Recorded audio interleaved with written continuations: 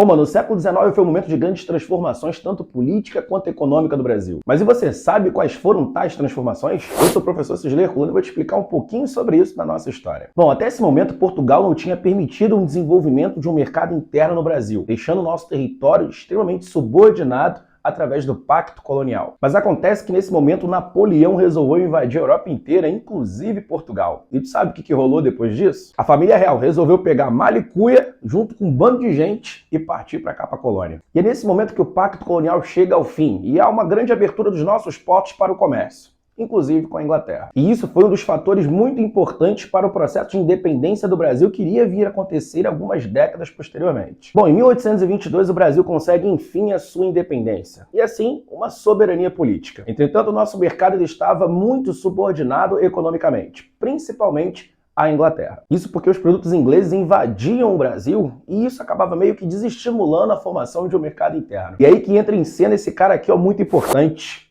o Manuel Alves Branco. Esse cara percebe que o Império do Brasil estava deficitário e dá uma grande ideia para poder aumentar a arrecadação de impostos. E é aí que ele elabora a chamada Tarifa Alves Branco. A partir daí, muitos produtos ingleses iriam ser taxados ao entrar aqui no mercado. E isso acabou aumentando a arrecadação do Império. Mas isso indiretamente acabava estimulando o nosso mercado, uma vez que os produtos ingleses importados vinham com um valor muito mais elevado. E isso poderia facilitar um estímulo à produção nacional. E vale ressaltar que ao longo do século XIX entra em cena um produto que é muito importante para o Brasil, o café. Essa mercadoria valiosíssima proporcionou grandes transformações tais como o acúmulo de capital, a absorção de mão de obra imigrante, formação de um mercado consumidor e principalmente a construção de uma infraestrutura. E nesse momento em que entra em cena um outro importante personagem que vai aparecer aqui, ó, o Irineu Evangelista de Souza, ou também conhecido como o Barão de Mauá. Esse cara vai ser responsável de proporcionar aqui uma modernização no que se diz respeito, sobretudo, à tecnologia e também à nossa infraestrutura. É o próprio Barão de Mauá que vai dar início à construção de ferrovias no Brasil. E isso vai se tornar um importante modal de transporte que vai ajudar ao escoamento do café do interior para o litoral. A gente vai perceber que o estado que mais vai ser contemplado com a construção de ferrovias vai ser o estado de São Paulo,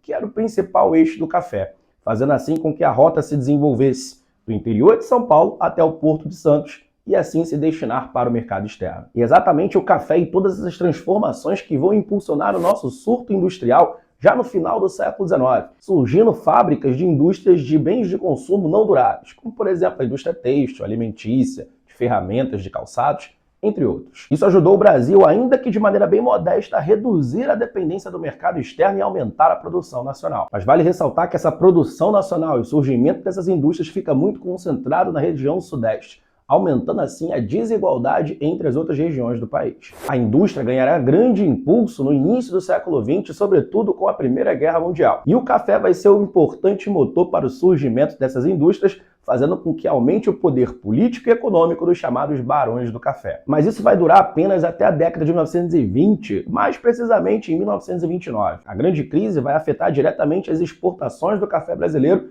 e vai fazer com que esse produto entre em declínio, perdendo assim o poder político e econômico das grandes oligarquias. Agora, se você quer saber mais sobre a industrialização brasileira, fica ligado aí com a gente, que a gente vai falar sobre Ana Vargas, sobre o Juscelino Kubitschek, sobre o momento da ditadura militar e os nossos anos 90. Se você gostou do vídeo, fica aí com a gente, tamo junto, grande abraço.